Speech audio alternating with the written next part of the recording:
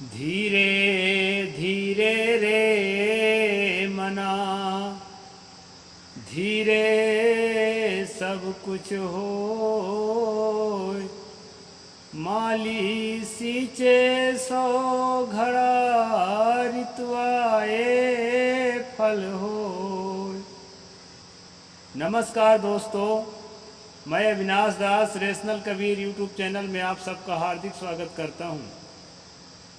साथियों, यदि चैनल को सब्सक्राइब नहीं किए हैं तो सब्सक्राइब जरूर करें, शेयर करके अपने सभी ग्रुपों में सभी साथियों तक पहुंचाएं। बेल आइकन को प्रेस करें, ऑल नोटिफिकेशन ऑन रखें ताकि हर नया अपडेट आप तक पहुंच सके।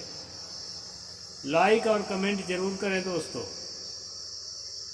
जैसा कि आपको मालूम है, यह चैनल रेशनलिज्म को आगे बढ़ाने के लिए देश में तर्कशीलता, विकासशीलता और साइंटिफिक टेम्परामेंट को आगे बढ़ाने के लिए काम करता है।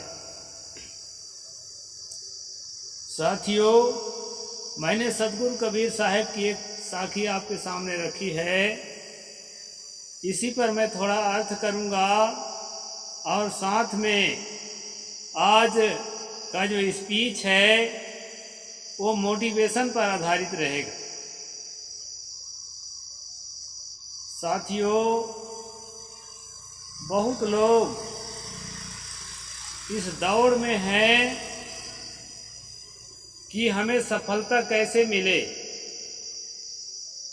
आर्थिक रूप से हम अपना एक अच्छा स्ट्रांग वेल्थ कैसे बना सकें, ये सब कोई सोचते हैं दोस्तों। सतगुरु कबीर साहब ने कहा है, धन के कहे धनिक जो होवे, निर्धन रहे न कोई। अगर धन कहने से कोई धनवान हो जाता तो कोई निर्धन नहीं रहता दोस्तों। तो बात को समझने की कोशिश करें कि सब कोई चाहते हैं कि हम धनवान बने, सब कोई चाहते हैं हम गुणवान बने, सब कोई चाहते हैं हम बुद्धिमान बने, लेकिन ऐसा बन नहीं पाते। इसके पीछे कारण क्या है, इसी पर मैं चर्चा कर रहा हूं। साथियों, कोई पाप नहीं है, हमारे सिर पर कोई पाप नहीं है जिसके कारण हम दुख भोग रहे हैं। जिसके मन में यह बात जम गई है कि मेरे सिर पर पाप है, जन्म जन्मांतर का, मैंने किसी का कुछ बिगाड़ा था, इस कारण से उसकी सजा के रूप में परमात्मा ने, प्रकृति ने या प्रारब्ध ने मुझे गरीबी दी है या मुझे तिरस्कारपूर्ण जीवन जीने का अवसर दिया है। इस प्रकार का किसी के मन में पहले से बना हुआ है दोस्तों, तो यह जो गांठ है ये कभी आपको आगे नहीं जाने देगा, वहीं रोक करके रखेगा। सबसे पहले तो आप जो है दिमाग से इस बात को निकाल दें कि पिछले किसी जन्म के पाप के कारण या इसी जन्म के किसी पाप के कारण मुझे इस तरह से तिरस्कारपूर्ण जीवन जीने के लिए और गरीबी में जीवन जीने के लिए प्रकृति ने विवश किया है। अब आप एक प्रश्न रख सकते हैं कि यदि ऐसी बात है तो आप भी तो बहुत संपन्न व्यक्ति नहीं हैं। लेकिन साथियों, एक बात तो मैं बता ही देना चाहता हूं कि मैं संपन्न नहीं हूं, सच है। लेकिन जिस प्रकार के दुर्दशापूर्ण स्थिति से मैंने गुजरा है, उससे गुजर कर जहां पर हूं तो यह समझ लीजिए कि मैं बहुत संपन्न हूं। इसलिए साथियों, सतगुरु ने कहा, धीरे धीरे रे मना, धीरे सब कुछ हो। चाहे वेल्थ बिल्डिंग का काम हो, चाहे हेल्थ बिल्डिंग का काम हो, चाहे स्पिरिचुअल डेवलपमेंट का काम हो, किसी भी प्रकार का काम हो दोस्तों, वो समय मांगता है। हम जो है धैर्य खोकर के किसी काम को जल्दबाजी से पूरा करना चाहते हैं तो वह काम पूरा नहीं होगा। आप एक बात विचार करिए, एक मजदूर है, वो घड़ी को देखता है, उसको ये लगा रहता है कि कब मेरा समय पूरा होए और मैं घर जाऊं। एक दूसरा मजदूर है जो काम को देखता है कि जितने काम की मैंने जिम्मा लिया है वो कब पूरा होए कि मैं घर जाऊं। और एक तीसरा मजदूर है जिसे सुपरवाइजर भी कहते हैं, वो सुपरविजन करके काम के समय को देखता है, घड़ी को देखता है, काम के क्वांटिटी को देखता है और साथ साथ काम की क्वालिटी को भी देखता है। तो साथियों, हम जिस भी क्षेत्र से जुड़े हैं, साधना का क्षेत्र हो, व्यापार का क्षेत्र हो, खेती का क्षेत्र हो, राजनीति का क्षेत्र हो, जिस क्षेत्र से हम सेवा दे रहे हैं, हमारी दृष्टि, हमारा विजन उसके अपने काम के प्रति कैसा है, यह यदि हम नहीं समझ पाते हैं तो हम एक सफल इंसान नहीं हो सकते। हम जिस काम को करते हैं, दूसरा क्या काम करता है, दूसरा हमें क्या नुकसान पहुंचाता है या क्या फायदा पहुंचा सकता है, इस पर बाद में नजर डालिए। सबसे पहले आपको ये नजर डालना है, हमको आपको, कि जिस काम को हमने चुना है अपने जीवन के लिए, यह काम मैं करूंगा, समाज के इस काम में मैं हिस्सा लूंगा। सारे काम समाज के हैं, हमारा आपका किसी का कोई काम नहीं। तो जिस काम में आपने हिस्सा लिया है उस काम को सबसे पहले आपको घड़ी को देखना पड़ेगा। घड़ी देखे बिना काम नहीं चलेगा।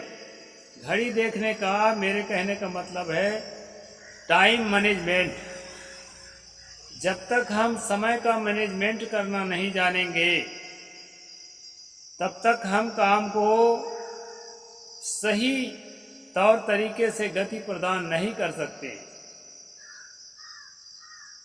इसके बाद हमको काम की मात्रा को, काम की क्वांटिटी को मैनेजमेंट करना पड़ेगा कि हमको कम से कम इतना तो करना ही है, इससे कम करेंगे तो काम नहीं बनेगा। इसके लिए, काम के लिए भी हमको जो है एक लाइन खींचना होगा। साथियों, काम के क्वांटिटी का मैनेजमेंट अगर हमको करना आता है तो कुछ पिछड़ सकते हैं लेकिन बहुत नहीं पिछड़ सकते। और तीसरी सबसे महत्वपूर्ण बात है काम के क्वालिटी का मैनेजमेंट करना, कि मैं जो काम शुरू किया हूँ, जो व्यवसाय शुरू किया हूँ, उस व्यवसाय की क्वालिटी क्या है, उसकी गुणवत्ता क्या है। तो जो तीसरी नज़र है काम की क्वालिटी को देख के चलना, ये तीनों तरह की बातें अगर हमारे जीवन में है तो हमें सफल होने से कोई नहीं रोक सकता। एक काल्पनिक कहानी है दोस्तों, कहानी काल्पनिक होती है प्रायः, ये राम कथा के अंदर है, लेकिन उस कहानी का मैं सेंस बताऊंगा आपको कि वो किस पर्पज में काम आ सकती है। हम काम ले सकते हैं, वो किस पर्पज से लिखी गई है यह तो मैं नहीं बता सकता, लेकिन मैं किस पर्पज में उसका उपयोग करता हूँ ये जरूर बता सकता हूँ। हनुमान जी जब लंका जा रहे थे, समुद्र पार कर रहे थे, सुरसा नाम की एक जो है, कोई कहता है वो देव कन्या थी, कोई कहता है एक नाग कन्या थी, कोई कहता है राक्षस कन्या थी, जो भी थी एक महिला थी। और जब वो मिली तो अपने शरीर को बढ़ाने लगी, और जैसे जैसे वो अपने शरीर को बढ़ाती थी उससे ठीक डबल, 2 गुना हनुमान बढ़ाते थे अपने शरीर को, फिर उससे 2 गुना वो बढ़ाती थी। ऐसे करते करते विशाल काय हो गए दोनों दोनों। कहानी कहती है इसके बाद हनुमान ने सोचा भाई ऐसे में तो गुजारा नहीं है, इसलिए वो अपने आप को अत्यंत सूक्ष्म छोटा सा बनाया और उसके अंदर प्रवेश करके और निकल गया। साथियों, इस तरह कहीं नहीं होता है कि कोई अपने शरीर को, इस फिजिकल बॉडी को, इस बायोलॉजिकल बॉडी को इस तरह से बढ़ाए या घटाए। इसका खास मतलब मैं ये निकालता हूँ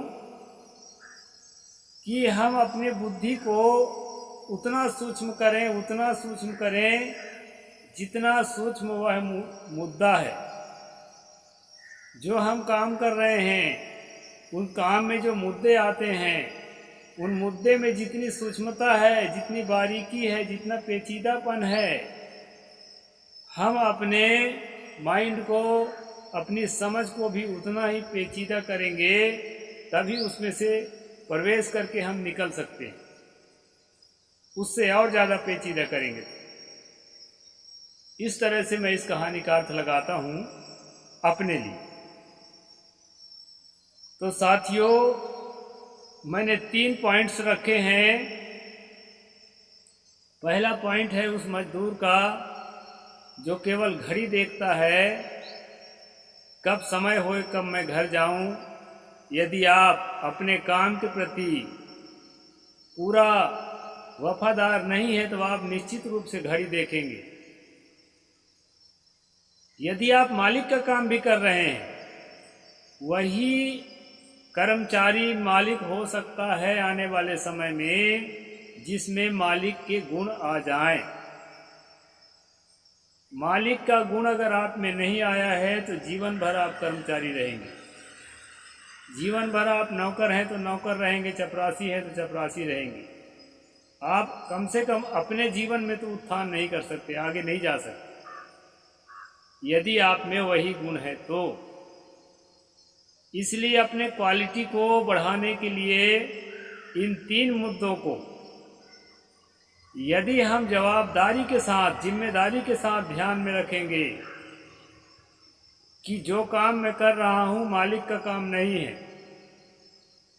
जो काम मैं कर रहा हूँ, जो जिम्मेदारी मुझे दी गई है, यह मेरा काम है, मेरा अपना काम है, इसको मैं उसी तरह करूँगा जिस तरह घर के किसी अपने काम को करता हूँ। तो निश्चित रूप से दोस्तों, धीरे धीरे हमारा जो संस्कार है, हमारा जो गुण है, मालिक का गुण बनने लगता है।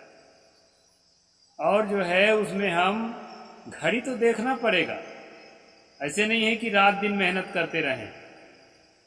12 घंटा के काम को डॉक्टर बाबा साहेब अम्बेडकर ने 8 घंटे कर दिया, ताकि जो है अपने दैनिक जीवन के लिए भी समय निकाला जा सके। तो 8 घंटा काम पर्याप्त होता है। 8 घंटा से ज़्यादा जो ओवर टाइम ड्यूटी करते हैं वो मेरे ख्याल से नहीं करना चाहिए। वेल्थ से ज़्यादा हेल्थ महत्वपूर्ण है दोस्तों। हेल्थ अच्छा रहेगा तो वेल्थ जो है आप पैदा कर लेंगे, लेकिन अगर हेल्थ गिरा तो न आप हेल्थ के रह जाएंगे न वेल्थ के रह जाएंगे। इसलिए मेरा मानना है कि 8 घंटा अधिकतम है, उससे कम करें तो अच्छा है। और जितना भी करते हैं टाइम का मैनेजमेंट करें, टाइम व्यर्थ नहीं जाना चाहिए। कई लोग जो हैं खाने पीने को पर्याप्त हो गया है, व्यवस्था है, तो कई दिनों तक काम नहीं करते। ऐसे लोगों को जीवन में उत्थान की कोई उम्मीद नहीं रखी जा सकती। स्वास्थ्य सही है, समय है हमारे पास, तो समय का एक भी अंश यदि हम व्यर्थ में गंवाते हैं तो हम मालिक बनने के हकदार नहीं हैं। दूसरी बात, जिसके आंखों में काम नहीं दिखाई पड़ता, यानी कुछ काम कर रहा है, इसके बाद ये समझ में नहीं आता कि अब इसके बाद मुझे क्या करना है, आगे की योजना उसके दिमाग में नहीं पैदा होती, वह व्यक्ति भी मालिक नहीं बन सकता है। इसलिए सुनियोजित ढंग से काम करें, आगे की योजना भी बनाएं। और दोस्तों, टाइम मैनेजमेंट करें, व्यर्थ टाइम ना जाने दें। दूसरी चीज मैंने कहा था कि एक वो मजदूर होता है जो काम देखता है कि मुझे इतना काम करना है, काम की क्वालिटी नहीं देखता। काम बिगड़ जाए तो बिगड़ जाए, काम तरीके से ना हो तो ना हो, लेकिन जो है उतना काम मुझे करना ही है। तो काम के क्वांटिटी देखना भी जरूरी है, उसके तादाद देखना भी जरूरी है। ऐसे सम्यक तादाद निर्धारित करें जो हो जाए और अच्छे से हो जाए, ताकि क्वालिटी में भी फर्क न आए। तो जो भी काम में, जिस काम में आप जुटे हैं, अगर इन 3 बातों को ध्यान में रख करके काम कर रहे हैं तो आपको कर्मचारी से मालिक होने के लिए कोई नहीं रोक सकता है। और आप जो है आने वाला समय में निरंतर आज से बेहतर होते चले जाएंगे। तो काम में टाइम मैनेजमेंट को ध्यान में रखना है। दूसरा जो है, काम में समय को व्यर्थ नहीं खोना है। तीसरा जो है, काम के क्वांटिटी पर ध्यान देना है कि इतना काम करना है, और क्वांटिटी के चक्कर में यह भी नहीं भूलना है कि काम की क्वालिटी खराब हो जाए। और दोस्तों, ये सारी चीज़ों के साथ हमारे अंदर जिम्मेदारी होनी चाहिए कि मैं अपना काम कर रहा हूँ। इससे 2 फायदे हैं। एक तो जो है, जिस मालिक का काम कर रहे हैं उसके अंदर हमारे दिल में जगह बनेगी, और जो है हमें वो प्रमोट करेगा, हमें वो छोड़ना नहीं चाहेगा, हमसे वो प्यार करेगा। और जानते हैं प्यार का क्या फ़ायदा होता है?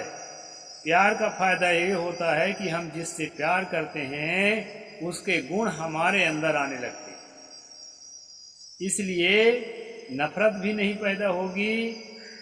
और जो है, हाँ, कभी ऐसा होता है कोई जो है बुरे दिल का इंसान होता है, कोई मालिक, तो इस तरह से वफादार कर्मचारी को जो है वो शोषण भी करता है। इससे भी सावधानी की ज़रूरत है, ताकि कोई शोषण भी न कर पाए और जो है हम अपने काम को अंजाम दे सकें। इस तरह से दोस्तों, कुछ टिप्स मैंने आपको बताया। इतने टिप्स को लेकर के यदि आप चलते हैं तो निश्चित है कि आज से आप निरंतर बेहतर होते चले जाएंगे। और ये सारे टिप्स मेरे आजमाए हुए हैं, और पहले से मुझे बेहतरी की ओर चलने का जो मौका मिला है, जो पहले से बेहतर हो पाया हूँ। इसी तरह से कुछ टिप्स हैं, जितने दिमाग में आए उतना मैंने बताया। फिर और कुछ बातें दिमाग में आएगी तो और बताऊंगा दोस्तों। और आप भी जो है इस तरह की कोई बात आपके मन में हो तो शेयर करिए। बातों का आदान प्रदान करके हम लोग अपने जीवन के उत्थान के लिए, अपने भौतिक रूप से उन्नति के लिए, अपने आध्यात्मिक रूप से उन्नति के लिए निरंतर आगे की ओर बढ़ें। साहिब बंदगी। जय जोहार, जय भीम, जय भारत।